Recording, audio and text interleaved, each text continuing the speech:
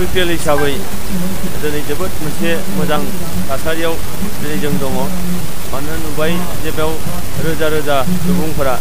गाव हारसिं ओंखारबोनानै दिनै नि थाखाय चन्द्रन ब्रह्मआ थांनाय 15 बोसोर माने MLA जाबाय मन्त्रि जाबाय आरो समस्ति सिंनि नङा दिनै जौगानायखौ लुबैबाय गोजोन थासारिखौ लुबैबाय बेनिखायनो लुबैबाय आरो सोलायनायनि दोहौआवनो दिनैहाय बे सिडली समस्तियाव मोनब्रै हाबाफारि लानाय फुंनि 10 बाजियाव लखिमपुराव बिनि उनाव बिनि गामियाव बिनि उनाव नोङो माबायाव मोनगावआव बिनि उनाव गुरुबासायाव आरो जोंनि लाटागावआव गासै मोनबा प्रग्राम बे मोनबा प्रग्रामावबो रोजा रोजा ओंखारबोबाय बिनिफ्राय जोङो दिनैहाय बुंनो हायो जे फैगौ 2 एप्रिलाव जास्ट मोनसे इलेक्सन जानांसिगौ दिनै जोंनि देरहानाया जोबोद रोखा आरो रायजो राजाखौ दिनैहाय थगायनायनि थाखायनो दिनै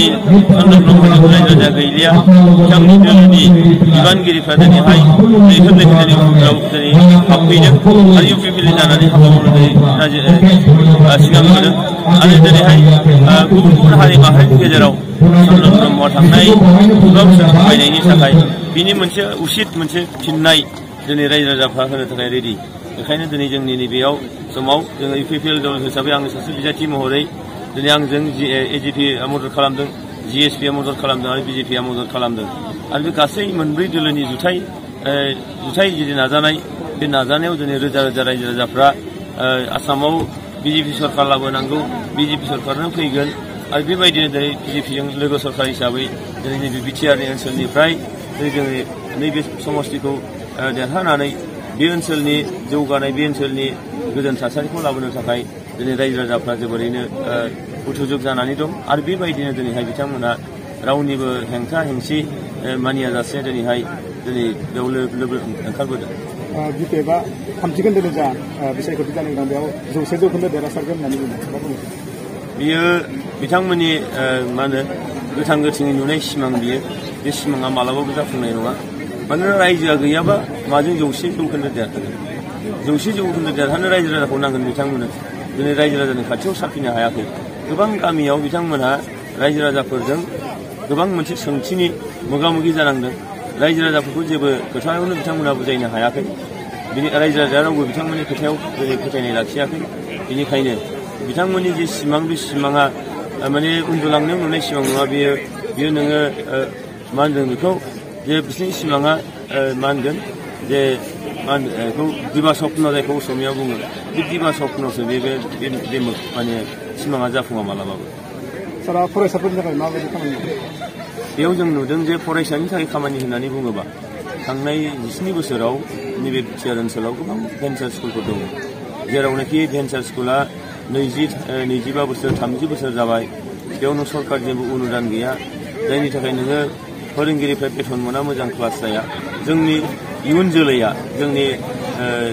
जोंनि जाखांबोनाय जि जोलैफोर बे जोलैया बिराद मोनसे आद्रि सोलोंथाइ गैया गोबां फरायसा दङ जायफ्रानाखि आद्रायै सोलोंथाइखौ नागारनो गोनां जादों बेनिखायनो नैबे मुहूर्तआव जोङो UPPL बा आं बेक्तिगत भाबै स्कुल सोलोंथाइखौ जौगाहोनांगोन मानब सम्पदखौ बारायनांगोन आरो मानब सम्पद एबा सुबुं धोना जौगायोब्लासो मोनसे ओनसोला जौगागोन मोनसे ओनसोला दावगागोन जोङो साननो हानाय बिजिरनो हानाय बे गोहोआ फैगोन दिनै जों जाम्बा जाम्बि जानायखाय लेखायाव जों आवगायनो रोङिखाय दिनै माखासे सुबुंफ्रा दिनै ओरैनो चान्स लानो नागिरो बेनिखायनो आङो नैबे मुहूर्तआव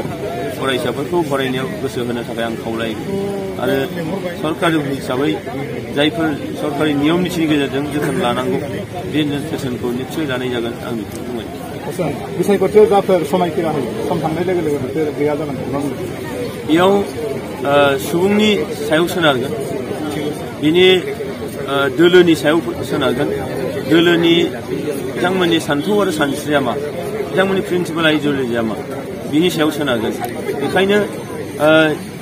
जि बाथ्राफोरखौ दिनैहाय बिसायख'थि समाव खोथा होगोन बे बाथ्राखौ जोङो गोसोआव लानानै